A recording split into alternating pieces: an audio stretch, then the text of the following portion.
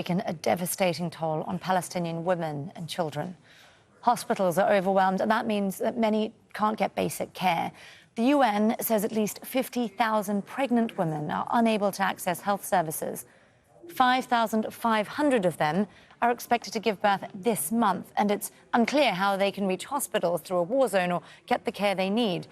Let's bring in Dominic Allen. He is the United Nations Population Fund's representative for the State of Palestine. He joins us now from occupied East Jerusalem. Dominic, what facilities are actually available right now, and how long will they be able to keep functioning? Well, thanks, Natasha. I think it's been a horrific week, and as your reports have shown, the unfolding humanitarian crisis in Gaza is truly catastrophic. There are around 1 million women and girls in Gaza, and UNFPA is extremely concerned, as you said, for the 50,000 pregnant women who right now cannot access basic maternity health services. And because of this, they face this double nightmare. And this is as part of a bigger challenge with the healthcare system. This is a healthcare system on the back of 16 years of a blockade. It's crippled, it's under attack and on the brink of collapse. And as you pointed to, these pregnant women have nowhere to go, and they're facing unthinkable challenges. How has this evacuation order for northern Gaza affected things? Obviously, it sounds like heavily pregnant women have been forced to flee.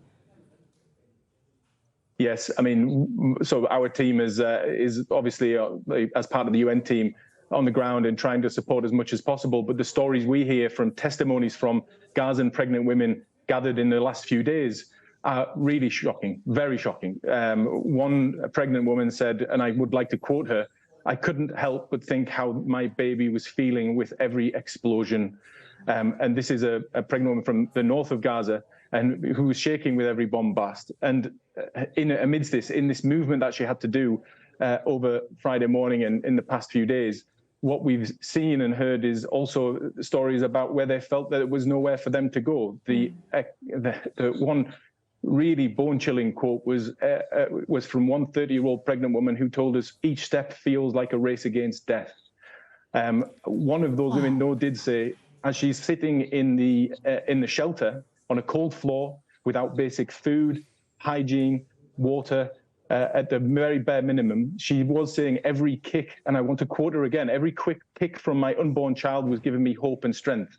So we're working as hard as we can to, as your previous report said, try and get those supplies into Gaza as soon as possible and support the healthcare facilities with which we work. Of course. Dominic, what are the international law implications here? Are there legal obligations to protect these women and their babies? Well, I mean, this is very clear, and the Secretary General has called for the respecting of international humanitarian law. Civilians and healthcare facilities are not a target, and we call for their protection. The violence has to end, the siege has to end, and humanitarian aid must be able to get through. And that is part of where not only the Gazan population, the 1 million women, but these 50,000 pregnant women, which I'm speaking of, and UNFPA is deeply concerned about, they need to get access to those healthcare facilities. They need that humanitarian aid to get through. And all parties need to abide by international humanitarian law. Dominic, you talked about trying to get aid into them. Is there a way or any kind of a plan to try to evacuate them, to get them out? We're focused at the moment around this major challenge around Gaza running out of water, electricity, health supplies and other issues.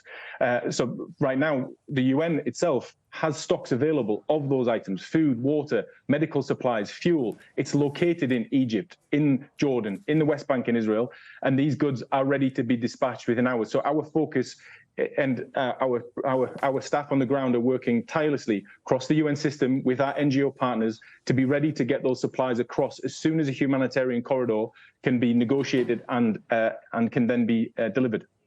Dominic Allen there, the UN Population Fund's representative for the State of Palestine. Thank you so much for joining us, Dominic, and we really wish you and the agency all the best with your work. Thank you very much.